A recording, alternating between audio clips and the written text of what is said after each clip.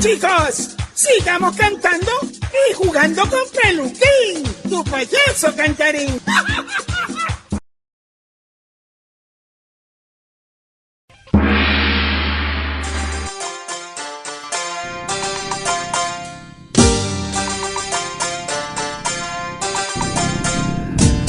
Hola chicos, quiero contarles la historia de una chinita que se perdió allá en el bosque de la China.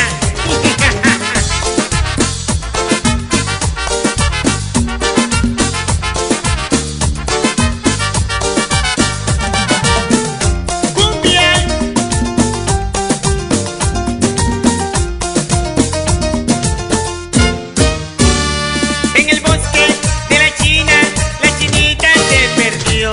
Como yo andaba perdido, nos encontramos los dos. En el bosque de la China, la chinita se perdió. Como yo andaba perdido, nos encontramos los dos. Era de noche y la chinita tenía miedo tenía de andar solita. Anduvo un rato y se sentó junto a la China me senté yo, y yo que sí, y ella que no, y yo que sí, y ella que no, y al cabo fuimos, y al cabo fuimos, y al cabo fuimos de una opinión. Es que la chinita no que le toma la sopita, solo que le come el aló, aló, aló, ¿qué tal?